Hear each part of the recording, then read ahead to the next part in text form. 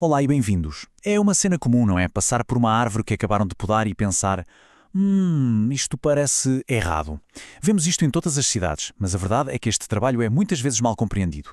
Hoje vamos perceber o que a ciência nos diz sobre a forma correta de podar uma árvore para garantir não só a saúde dela, mas também a nossa segurança. Ok, vamos começar com um exemplo bem visual. Reparem nestas duas imagens. À esquerda, temos uma poda super agressiva, drástica mesmo. À direita, uma poda muito mais cuidadosa, que respeita a forma natural da árvore.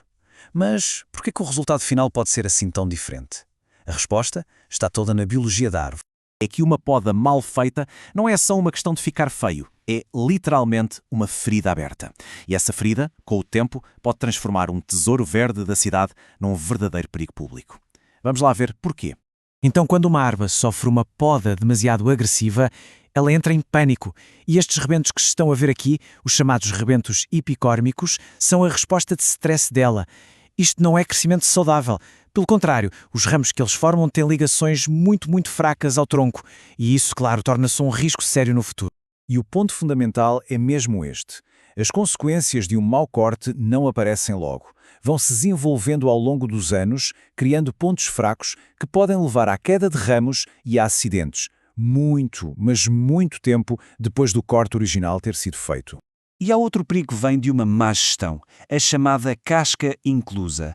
Ora, quando dois troncos ou ramos grandes crescem demasiado juntos, a casca fica ali presa no meio deles. Funciona quase como uma cunha que vai enfraquecendo a estrutura da árvore por dentro. Isto é basicamente uma receita para desastre. Mas bem, chega de falar dos problemas. Vamos focar-nos na solução. É que as árvores são organismos incríveis, com sistemas de defesa e de cicatrização que são surpreendentes. Se nós percebermos como é que eles funcionam, podemos trabalhar a favor delas e não contra elas. Esta frase, retirada do manual técnico, muda completamente a perspectiva. Pensem na poda não como jardinagem, mas quase como uma cirurgia. O objetivo é ser o menos invasivo possível para que o paciente, que é a árvore, consiga recuperar rapidamente. E para sermos bons cirurgiões, claro, temos de conhecer a anatomia. A primeira parte fundamental é isto, o colar do ramo. É aquela pequena saliência na base de cada ramo. Pensem nela como a fábrica de cicatrização da árvore. É daqui que todo o processo de recuperação vai começar. E esta ilustração mostra-o na perfeição. Reparem, temos a crista no topo e o colar em baixo. É esta área que nunca, mas nunca, deve ser danificada durante a poda.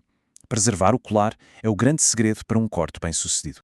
A outra arma secreta da árvore é a compartimentalização. É um nome um bocado complicado, mas a ideia é esta. Quando é ferida, a árvore não cura da mesma forma que nós. Em vez disso, o que ela faz é construir autênticas muralhas químicas à volta da ferida para isolar a podridão e impedir que ela se espalhe para o resto da árvore.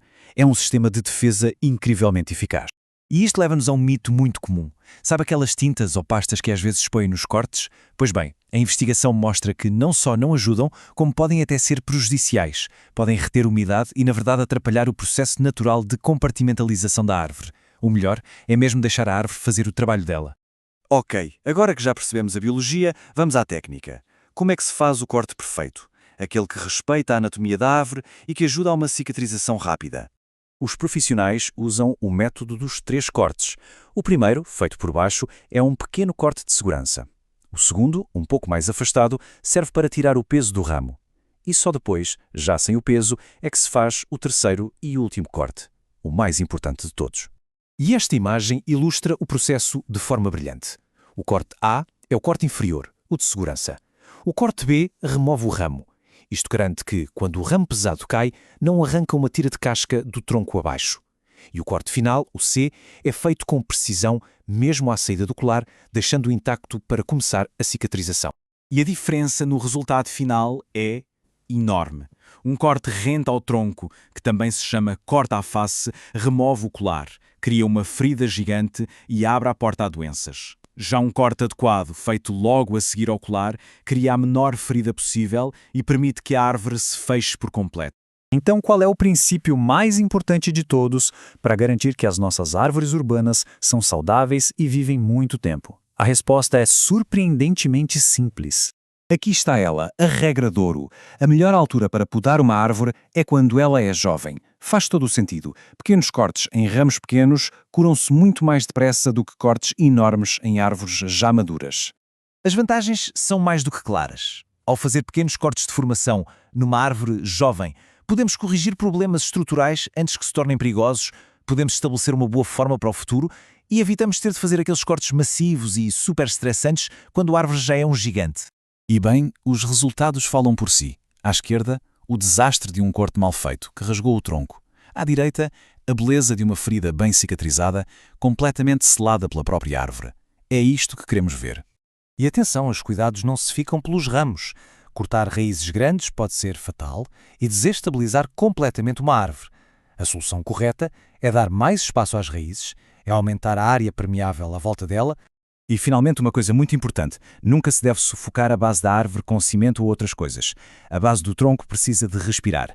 Manter essa área livre e permeável é absolutamente essencial para a saúde geral da árvore. Portanto, fica o desafio. Da próxima vez que forem dar um passeio na rua, olhem para as árvores com outros olhos. Consigam ver as cicatrizes de uma boa poda ou os sinais de perigo de uma poda mal feita? No fundo, o conhecimento que partilhamos hoje transforma cada um de nós num guardião mais atento das nossas florestas urbanas.